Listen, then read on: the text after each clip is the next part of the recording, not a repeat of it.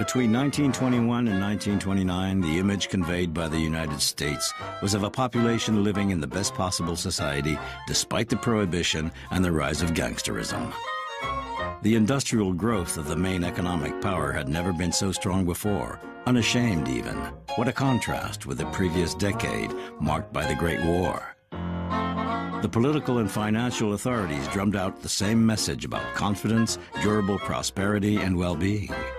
Toward the end of the decade, the economic boom turned to general euphoria. The Roaring '20s were also the days of the first Miss America elections, the first Oscar ceremonies, the first musicals, all set to a jazz background. To call the 1920s, the period before the Depression, to call that the age of jazz, the age of prosperity, the Roaring '20s, was to distort the picture. So it was not a, you might say, a boom in which everybody was enjoying prosperity. It was people at the top were, but most Americans were not doing well at all. We hit a new stage of affluence. Suddenly, most American families owned an automobile. Only 10 years before, they didn't. They owned electric washing machines, electric refrigerators, electric record players. The talkies, sound movies, started in 1927. So it looked like a new age. I think people were warning it couldn't last. But for the most part, America believed maybe there would be a little pullback, a slowdown, but we were in a new time, a new economy. The 1920s marks the beginning of the automobile moving to the center of American culture, and it meant that even working class people were eager to buy a car. Ça, c'est quelque chose d'impensable en Europe. En Europe, jamais un simple salarié n'avait une voiture dans les années 30. Il n'y avait que les patrons, des gens très très riches, etc. Donc les États-Unis ont accès à une certaine frange de la consommation de masse, et ils ont effectivement commencé à développer le crédit. Credit becomes something that people can rely on. Credit for consumer purchasers like buying a Model T Ford or buying a car comes in as a phenomenon. In 1919, there were 6 million automobiles in the U.S. 10 years later, 27 million, one for every 5 Americans.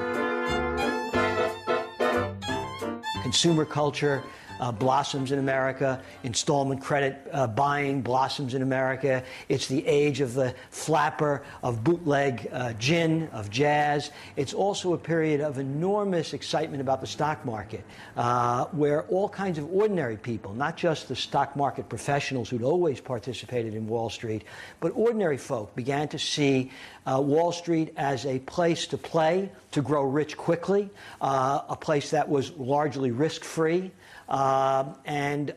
Therefore, the 20s in America is a period in which Wall Street, for the first time in its history, is associated with play culture, with getting drunk, with sexual abandon, with consumer delights.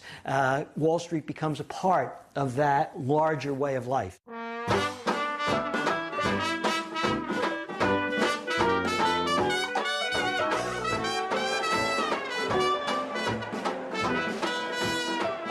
America discovered a passion for stock exchange dabbling. In 5 years, stock market prices were multiplied by 4. The Dow Jones Index went from 100 to nearly 400. Such a rise seems incomprehensibly enormous in view of the actual economic situation. Dazzled and fascinated by the promise of easy money on the New York Stock Exchange, or Wall Street as it is known, Americans turned out their pockets. In 1929, $2 billion were invested on the stock market. More people than ever before were buying stocks. This was really the first time in American history that the stock market sort of moved to the center of the culture. The prosperity is so great and so widespread and so sustained, going on for many years in a row, that the average citizen who would never otherwise think of starting a business who would never otherwise think of getting into the stock market actually considers doing so. La bourse devenait le sujet de tous les ménages. Tout le monde pensait que c'était un nouvel Eldorado et les ménages investissaient leurs économies dans la bourse comme un casino. People, particularly Americans, have always been trying to get rich fast. The difference is that in the 1920s, it seemed like there were more ways than ever before to try to do that, and the stock market was one of those ways. It was a new kind of wealth to people. You'd go in and you'd buy a stock, let's say at 20, and you didn't know anything about the stock market. And the next day the stock is 23, and the next day it's 27, and you haven't lifted a finger. And boy, that was easy. If I just keep doing this, I'll make a lot of money and I won't have to do anything. And it got to the point where people became addicted to the market. The stock exchanges in Europe were aristocratic, that only a few people engaged in the stock exchange, whereas the stock exchanges in the United States were democratic. And they're ordinary people. They're salaried workers, they're middle-class folks, they're shoeshine boys, they're housewives. They're ordinary folk like you and me. This is an extraordinary new phenomenon, and they are giddy about it. C'est une époque où les chauffeurs de maître conduisaient en ayant la tête légèrement penchée en arrière pour écouter leur patron discuter des nouvelles imminentes d'un rachat de telle entreprise par telle autre. Donc il y a une vraie euphorie collective. People would feel foolish not participating in the money that was almost there to pick off the ground. There was this kind of collective herding mentality. John Jacob Raskob, head of General Motors, assures everybody that the economy is safe, sound, and guaranteed to be prosperous. In fact, he writes a very famous article that appears in the Ladies' Home Journal. Everybody ought to be rich, he says in this article, and he tells them how. And this appears 1 year before the great crash of 1929. John Raskob wrote, if a person saved $15 a month and invested it in good common stocks, within 1 or 2 years, given the rapid growth of stock prices, he would have $80,000. The financial press hailed him as a visionary. It was like the gold rush on Wall Street. Millions of people wanted to be in on the action, wanted to buy stock, and there were, all over the country, there were offices with ticker tape bringing the results from Wall Street. There are ticker tapes in beauty parlors. There are ticker tapes on railroad trains. There are ticker tapes in bar rooms. There are ticker tapes on ocean liners. So that for the first time, speculating in the market becomes a kind of part of everyday life. It had never been that before. So you have brokerages springing up in small towns, in villages, in small cities all across America. Toggled together by electronic wire to the headquarters on Wall Street, encouraging people to participate in the street. It becomes a kind of sport that people are all playing together. It wasn't the lower class that was buying stock, it was the middle class. Because one of the things that happens in the 1920s as part of this whole pattern of the new consumer culture is banks are more willing to loan, to make relatively small loans to individuals on no real collateral. That had never been done before.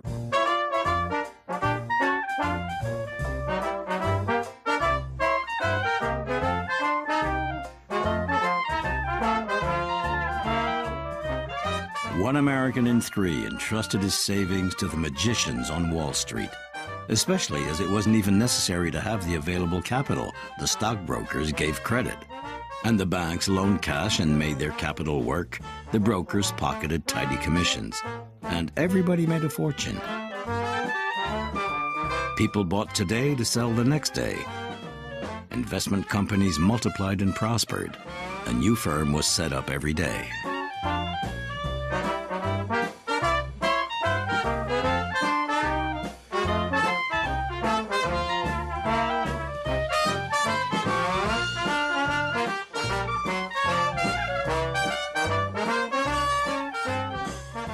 People speculate by borrowing the money on margin. That is, they put up a very small percentage of their own money to purchase a stock, maybe 10%, maybe 20%, maybe even less than 10%.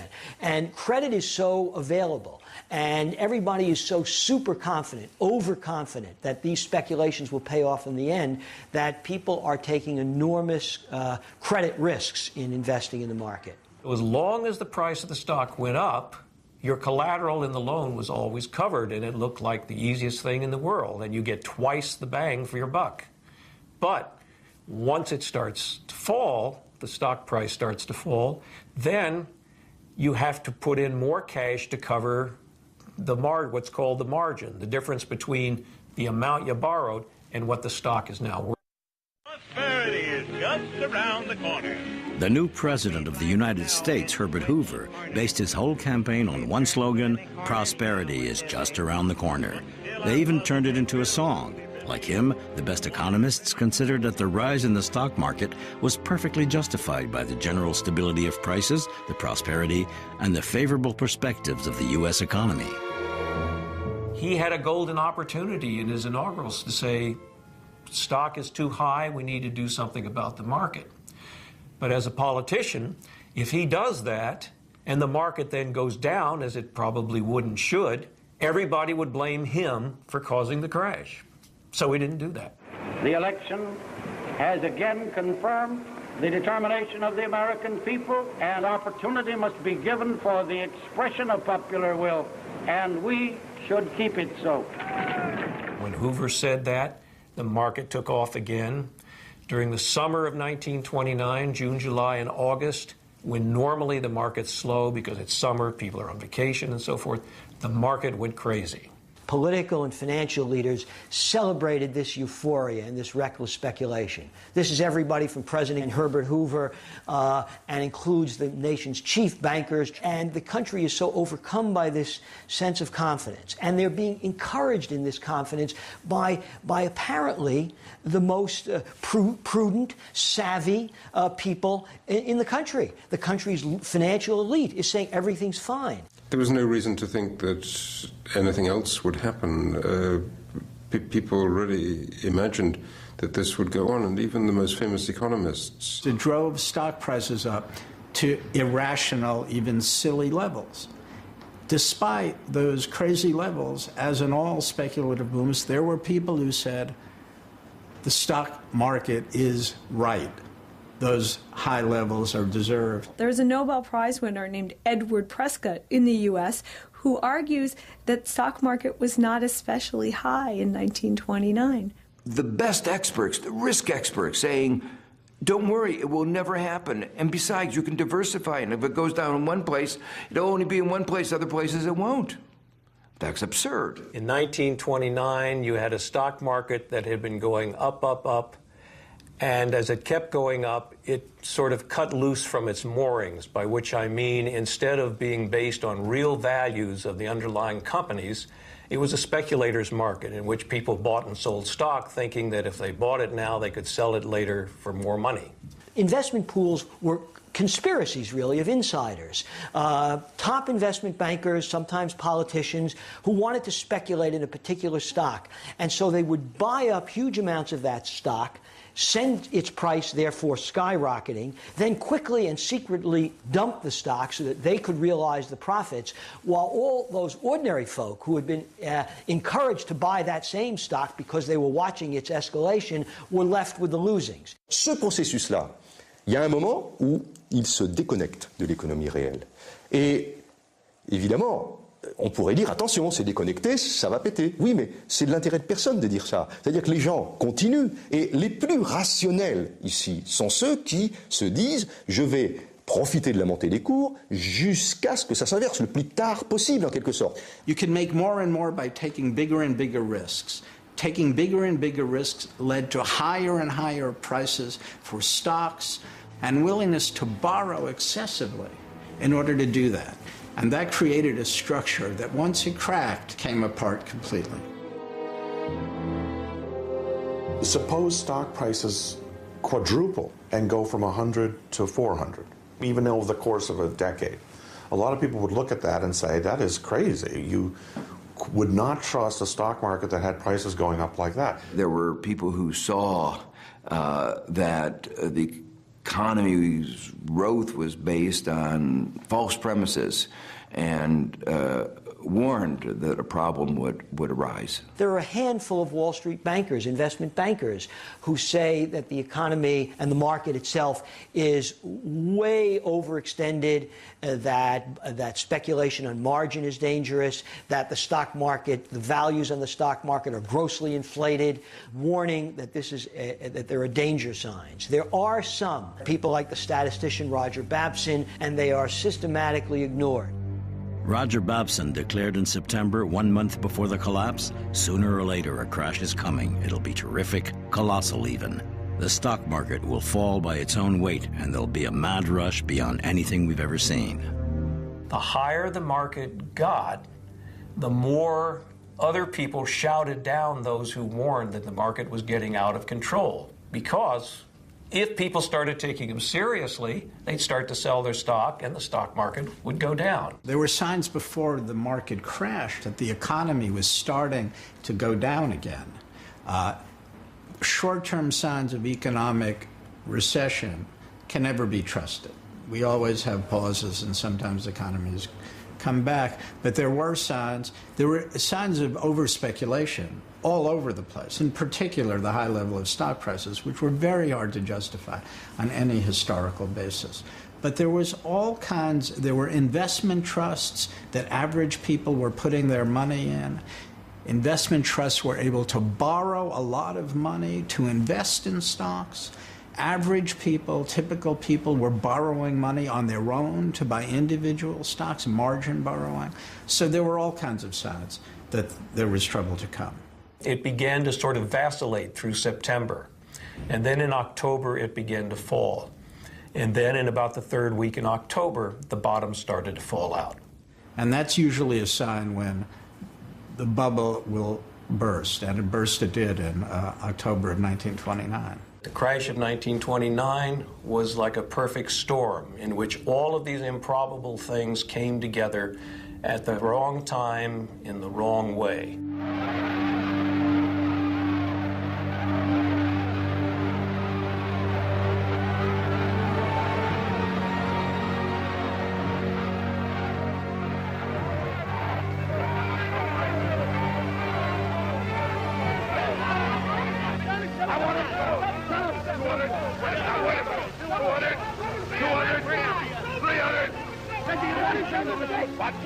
And on Thursday, October 24th, Black Thursday, collective insanity put in an appearance.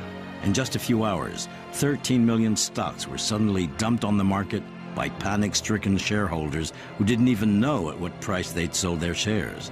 After 3 years of intense speculation, Wall Street crashed. And no one was in a position to decide to close the stock market. The president of Wall Street was on vacation in Hawaii.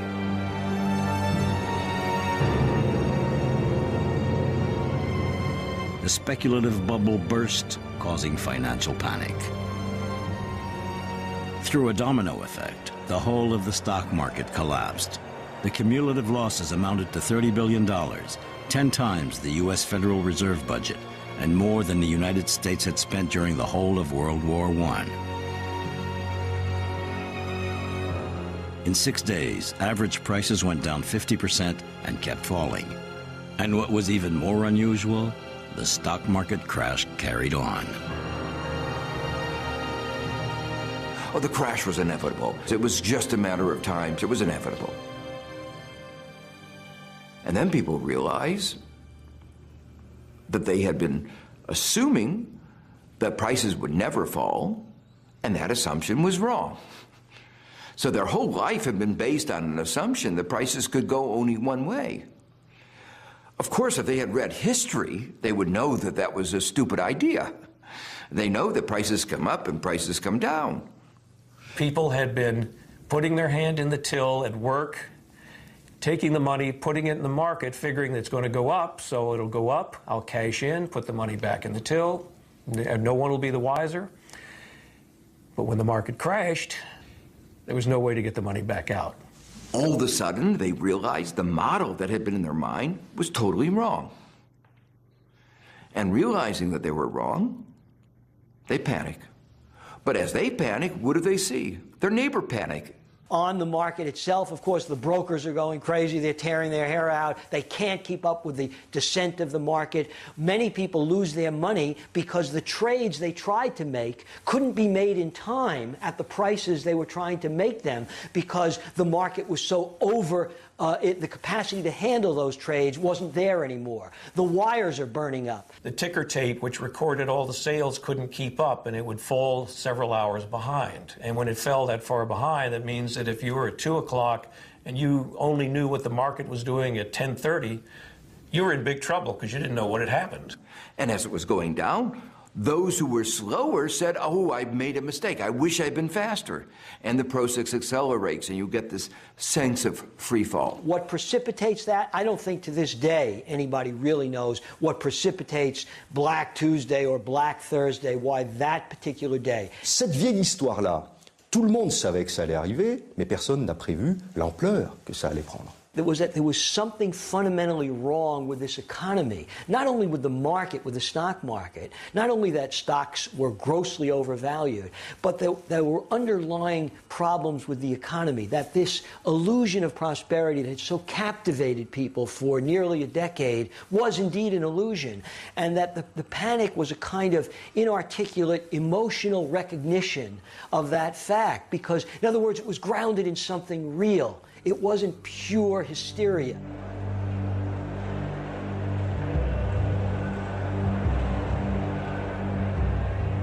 Inside, it's like a rail station at the start of the vacation, the Wall Street Journal wrote. A Niagara of liquidation. Men and women jostled each other to try to understand what was going on. These figures and letters were incomprehensible to a layman, but they spelled ruin. On the floor, there were thousands of discarded stock exchange orders. Like empty cartridges on a battlefield, wrote the New York Times. The Great Crash is supposed to have produced mass suicides on Wall Street and elsewhere. It became the object of a kind of gallows humor. There were cartoons about Wall Street bankers jumping out of windows and so on. It's a grossly exaggerated legend.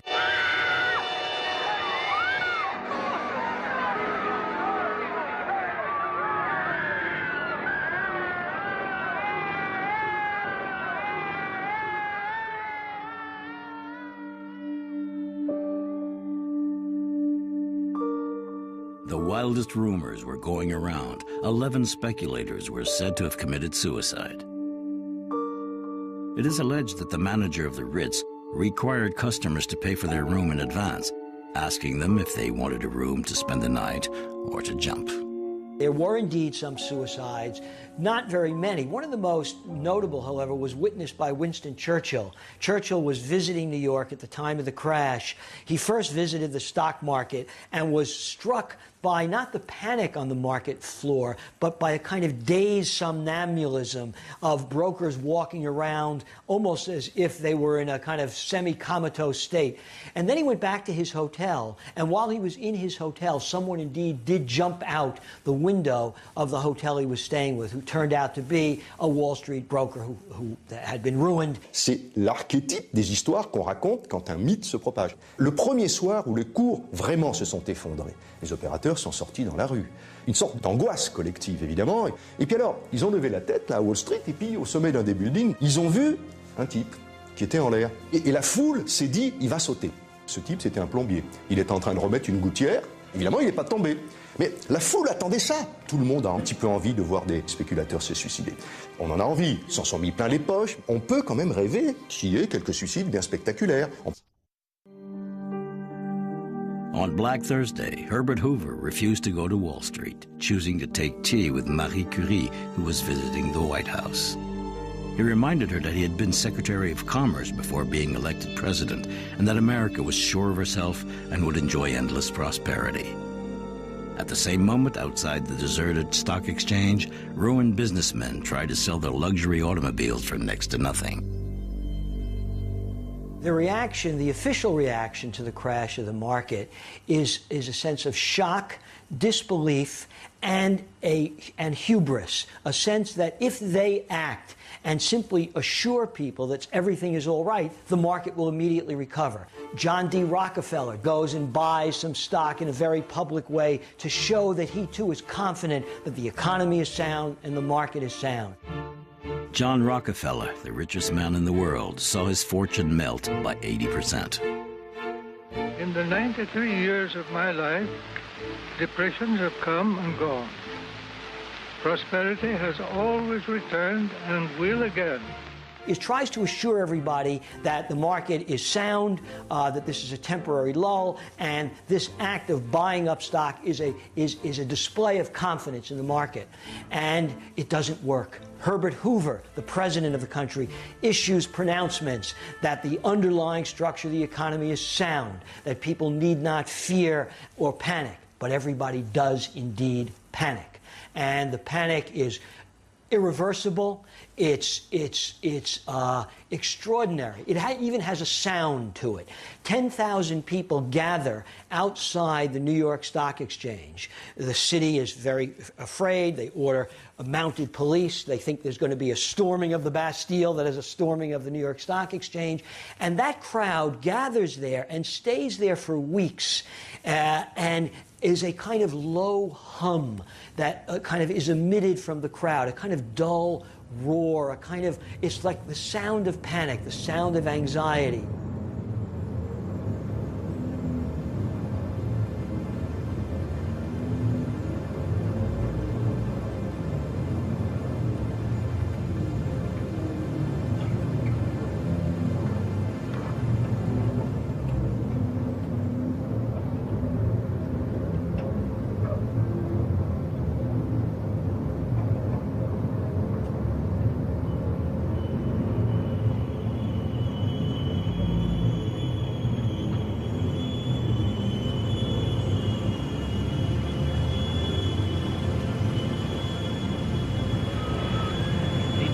Crowds which you see gathered outside the stock exchange are due to the greatest crash in the history of the New York Stock Exchange and market prices. Herbert Hoover very, very quickly, once the crash hits, loses credibility in the eyes of the American people. He's doing nothing. He's making constant false assurances that always turn out to be untrue. Did not recognize the crisis when it occurred. He tried to say it's not so bad, you know, we will recover quickly. His statements about prosperity being around the corner were an attempt to give confidence to the market. No president is going to say we're about to have a disaster. But because they were false promises, when the reality showed them to be inconsistent with what they had said, it actually discredited Hoover. The Congress and the president together could have appeared on the Capitol steps easily and said, we realize that what we're doing is destructive, but they didn't. And the president did not look back on the crash, apologize for having caused it, and express any regret for its policies. It's continued its policies as it had before. He himself, I think, is so stunned by what has happened, so confident that the market will recover. The Federal Reserve was saying that the stock market crash was no great deal, no great concern, nothing to worry about, and that it was not presaging any kind of economic downturn. Well, of course, that was a dead wrong assumption. The crash was not the event of one day. It really spread out across a week, and it's sort of the fall went on for almost 3 weeks, from late October into middle November. After that, the market began to recover, and it actually gained back during the winter something like a third of what it had lost. And it looked like recovery was on the way. Everybody was looking not at the market, but at the economy, what was going to happen. On a du mal à croire qu'un événement déclencheur comme la baisse de la bourse, qui perd tout de même presque 50% de sa valeur en quelques mois, ça ait déclenché une telle apocalypse. The crash on a particular day in 1929 was something like 24-25%. But actually, from 1929 to the bottom of the stock market, the entire decline was 80%. In In fact, Wall Street had already started its long, interminable descent into hell, and the whole of America's economic activity followed this downward slope until it reached the depths of the abyss. It really snowballs after 1929. More and more banks fail. If you have money in a bank and the bank fails, you've lost it all. So that means there's a run on the bank, and there is literally a financial crisis. American opinion was shocked by the collapse of what was once the indestructible bastion of triumphant capitalism, the banks. People are desperate, and the banking system is collapsed. There's an enormous liquidity crunch. There's no credit available to restart the engines of the economy. One of the controversies, 29, was what role did the central bank play? Would it have been able to reverse it if allowed, provided more money to the banking system? The complete evaporation of confidence in the economy, and in the financial sector particularly, means there's no credit available. So it was a period of falling, decline in economic activity that finally led to a financial crisis that then, of course, continued the downward spiral of the economy. Suddenly, a banking community will not be able to lend money. People will not be able to buy houses. That feeds on itself, and that's how recessions work. Businesses start to lay off workers. They can't get loans to meet their payroll. They can't get loans to keep their businesses going. Businesses go out of business. More people are let go. Other people are afraid they will be let go. They stop spending. You spend less money. Business makes even less profit. More businesses go under. And all of this feeds on itself, and the economy sinks into this sort of death spiral, or at least coma spiral, let's call it. But that takes time. Markets can collapse in a few days, but the economy sinking takes time. When the economy collapsed, there was no reservoir of consumer purchasing power to buoy it up again. And people began to lose jobs. Then you get this shift. And once that mood shift starts, it's very, very hard to reverse again. And so you get this escalating crisis that begins as a banking crisis, but becomes a general economic crisis. L'enchaînement qui se met en place, c'est inquiet par l'effondrement de la bourse, les ménages suspendent un certain nombre d'achats de biens durables, et notamment d'automobiles, qui chutent brutalement en 1930. Les gens tout d'un coup perdent confiance. Alors la consommation, l'investissement, les stocks s'effondrent. Les gens arrêtent pendant un an purement et simplement d'acheter des automobiles. À ce moment-là, ce secteur doit licencier, et les ouvriers de l'automobile qui sont licenciés, à leur tour cessent de consommer. En cessant de consommer, ils propagent la crise à d'autres secteurs qui à leur tour licencient, et en licenciant, on a un effondrement de la demande solvable. Plus personne n'est plus en mesure de consommer quoi que ce soit. People stop buying things. They start worrying about the future, whereas before the future looked like nothing but bright because the market was going up. They had money. But as soon as the market crashes and the underlying causes start to seep in, like the housing market. Dans les années 29, l'immobilier va jouer un rôle très important. Dans certaines villes, c'est 60% des ménages américains qui vont faire défaut sur leur emprunt. Quiconque est endetté au cours de cette époque ne peut plus payer, même s'il travaille. Tout d'un coup, les gens ne sont plus capables de supporter le poids de leurs dettes, font faillite, et du coup doivent à la fois arrêter de consommer et en même temps mettre en péril les établissements financiers qui sont intermédiaires, qui portent leurs dettes auprès des créanciers. And once the house prices stopped growing, the whole house of cards collapsed. Les ménages ont perdu sur deux fronts.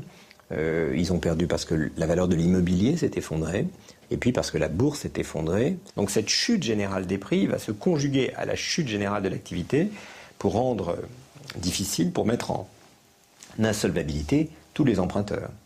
As business failed, they couldn't repay the loans. The only way they could do it by borrowing more and more. But that process had to come to an end. Et pour les ménages américains, ça signifie que tout d'un coup, ils se sont retrouvés pauvres. Mais c'est un choc psychologique absolument considérable. Les ménages américains qui pensaient qu'ils pouvaient se dispenser d'épargner pour préparer leurs vieux jours, parce que la bourse silencieusement leur préparait leur retraite, cette idée s'est effondrée. They thought that they had made their life, and then suddenly the floor dropped out from under them, and they started to lose it all again. I mean, who's hurt by a depression? The poor have always been poor. You know, this is not anything particularly new to them. It's a little harder. The rich, if you've got $20 million and you lose 10 or 12 million, you can still scrape by on that other 8 million. It's the middle class, the ones who are new to that lifestyle. And the middle class on that level, as I said, because of the consumer economy, was grounded in the possession of material things, whether it's an automobile, whether it's clothes, whether it's your house or whatever. And all of that is one by one taken away from them. And so the economy continues to descend and descend and descend, no matter what Hoover is prepared to do, and he's prepared to do not very much. The kinds of views that Hoover advocated were the kinds of policies that made the Great Depression as bad as it was. He refused to really have the kind of stimulus that the country needed. There was really a lack of comprehension of the depth of the problems and the appropriate policies to respond to it. The results of the World War and its aftermath. To boost the confidence of the financial world, Hoover decided to urgently repatriate to the U.S. capital loaned to Germany. This was a devastating measure and a monumental mistake. Germany, which was barely recovering from the war, was hit hard by the withdrawal of American capital. The effect was simply to cut the flows of money that had previously, in the middle of the 1920s, moved from the United States to Europe and had fed an economic boom. World War I was not forgotten in 1929. There was still a lot of anger, and the Depression gave the Hoover administration and the Republicans at the time the opportunity to vent their anger, among other things. There is no way it would have saved the day by repatriating that money. Les propriétaires américains ont rapatrié leurs capitaux, ce qui a asséché des banques, qui a asséché l'économie allemande, etc. Et donc il y a eu un jeu avec les capitaux américains très déstabilisateur. Donc autrement dit, c'est une strangulation progressive qui était programmée. I don't think they were fully aware of the implications of what they were doing. L'histoire du monde a basculé à ce moment-là. C'est pas parce qu'aux États-Unis, on a connu pendant 2 ou 3 ans un taux de chômage à 25%. C'est pas ça. Ce qui fait qu'on reste traumatisé par la crise de 29, c'est parce qu'elle a traversé l'Atlantique et que le premier pays européen qui est touché par la crise, c'est l'Allemagne. Et la raison pour laquelle l'Allemagne est la première touchée, c'est que la reconstruction allemande n'a pu être faite en Allemagne que par le financement de capitaux américains qui se sont immédiatement retirés au premier moment de la crise de 1929, retirant le tapis sous les pieds de l'Allemagne. The very first credit transfer spelled disaster for the German economy. The amount of the U.S. loans was staggering. The Reichsbank had to send 14 billion marks to the U.S. in gold and currency. Investors were ruined, the emptied banks were mobbed. The international financial system and the way it worked clearly contributed to the spread of the crisis in Germany, and that led to contraction of the economy. So that was one of the factors that contributed to the downward spiral. What had been a local affair, that is a largely American affair, becomes a European-wide depression in a continent which itself has been suffering almost for the whole decade from a very weak economy. Not like the United States. Europe hadn't been booming during the 20s, but in fact was suffering all the consequences of a devastating World War I, only was beginning to rebuild its industry and its agricultural economy and so on. Germany had been in an economic mess all through the 1920s. Remember the horrendous mega inflation of the 1920s just about wiped out the German middle class in the 1920s. And a lot of that was the spillover from the horrible terms of the Versailles Treaty. Those debts, war reparation debts and war loan debts, hang over the economy, depressing it further until finally the depression spreads from the United States to Europe. Les capitaux américains, l'Allemagne en avait besoin, parce que pour financer justement les réparations dont une partie ont été payées, eh bien l'Allemagne s'est endettée. And when you look at the German deal, that what Germany got vis-a-vis France, and what France did to Germany in that period, and what the UK along with France did, and what the US allowed to happen to Germany, we hurt Germany in a way that damaged stable democracy, of course. Et la France a tout fait pour favoriser l'extrême droite.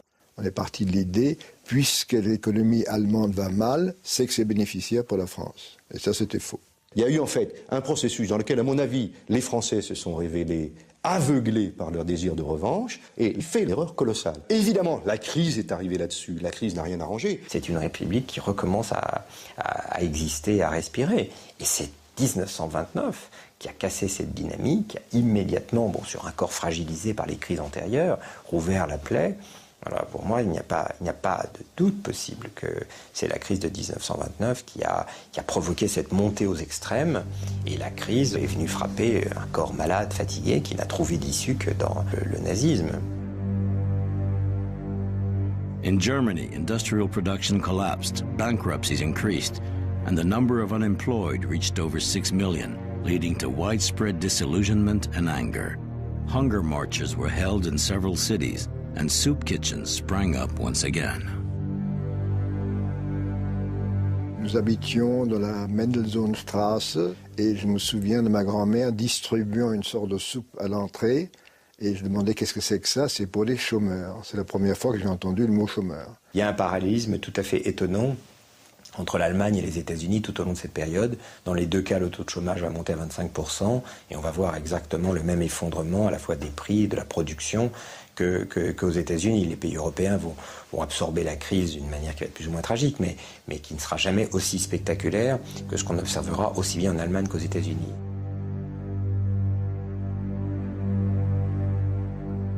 In the United States, the shockwave of the stock exchange collapse had not subsided before the effects of the terrible, irreversible spiral of recession began to be felt. American industrial production dropped by half. Thousands of families had to rely on the soup kitchen for food. The economy did not recover, and by June, because spring was usually the big month for when the economy begins to perk up for the coming season, didn't happen. And as a result, the bottom just sort of fell out of the market again, and the country drifted along until about October. And it's not until really about October of 30 that the country begins to fall into a depression.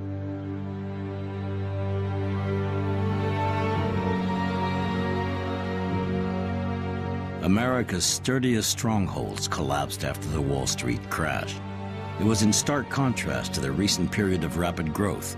1 worker in 5 was unemployed. The population seemed anesthetized. In New York, where every month 17,000 families were put on the streets, hundreds of thousands of unemployed, including many white-collar workers, struggled to survive, trudging through the cold for hours just to get a bowl of soup and a piece of bread. The government has no safety programs, no safety net welfare programs. There is no unemployment insurance. So as people lose jobs and they're thrown on the streets, they have nowhere to go but to private charities. And those private charities are just completely overwhelmed.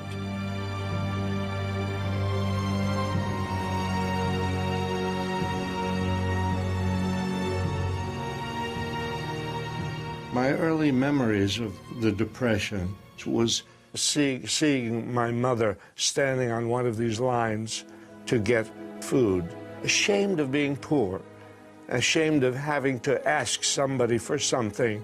I remember that, very vividly, because it was very painful to see her on this line waiting to get some food. As the Depression got worse, we moved from bad tenements to worse tenements. Of course, another thing I remember is my own family. My father was a waiter When the Depression came, there was less work, and so my father had to do many other things. And desperately, he became a salesman of ties, of neckties, because I remember I felt very ashamed. Walking past down the street to school, and there was my father selling ties on the street, and to this day I'm ashamed of my own reaction. And another time he became a window cleaner, and he did that until he fell from one of his window cleaning jobs and hurt himself. And I remember my father doing some cleaning streets or something like that. And that's part of the awful tragedy of the Depression. It's literally etched on the faces of people. Men get up and they go out to look for work, and they know they're not going to find anything. And so they're going to spend half the day sitting on a park bench feeling useless. It was a reality that it was very difficult to escape from. I think you couldn't go anywhere without seeing the signs of depression. You couldn't go anywhere without seeing the boarded up stores, the factories that were not working, the people standing on the street. In the early phases of the Depression, many men, for instance, still dressed up as if they were going to work because they didn't want to tell their families. They were too embarrassed to tell their families that they were unemployed, but then they would stand around in their work clothing all day in the street to be away from home, to be somewhere else.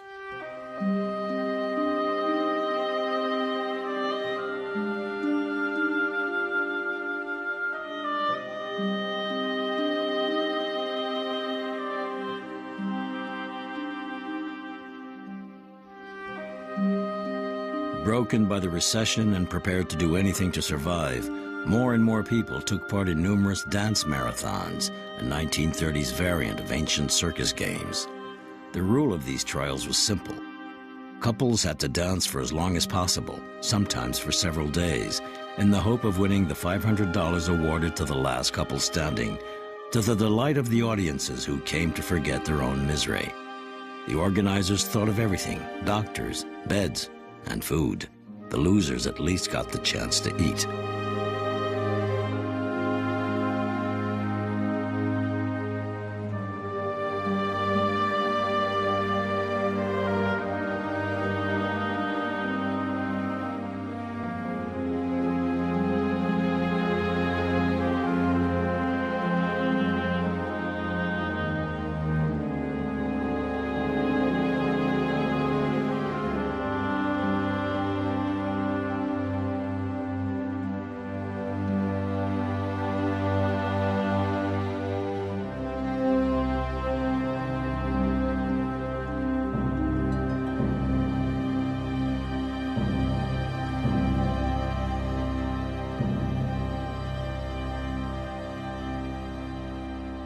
That's one of the things that I remember.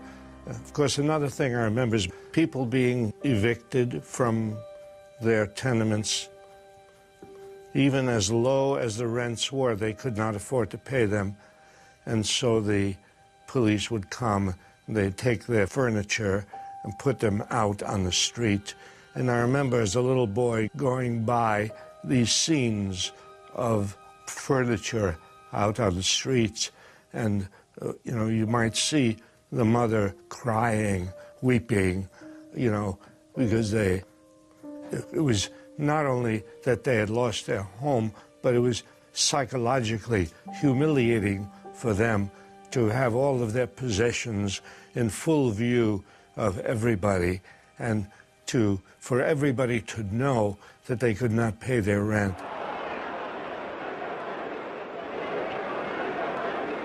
But once or twice I saw scenes of rebellion, people organizing to move the furniture back, to defy the police, and it's happened several times. People, as they lost their homes, had to go somewhere, and they went largely into these makeshift huts that they put together with cardboard and tin and leftover materials. They slept in caves in Central Park. There are tent cities all over America of homeless people that are called Hoovervilles in mocking disdain for what Hoover has visited upon the country. Central Park in New York City had a number of Hoovervilles, and Hoovervilles were for a number of years, the shame of our society. Once I lived the life of a millionaire,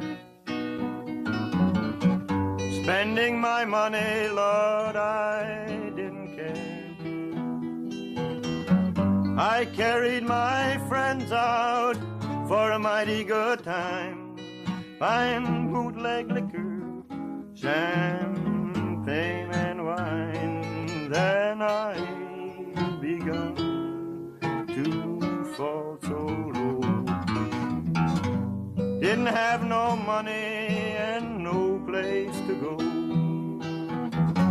If I get my hands on a dollar again, I'm gonna hold on to it till the eagle grins, because nobody knows you when you're down and out. In your pockets, not one penny, and your friends, you have not any. But when you get on your feet again, everybody wants to be your long-lost friend. It's mighty strange without a doubt. If you're passionate about documentaries, go online to view more programs, read articles and join the discussion at sbs.com.au/documentary.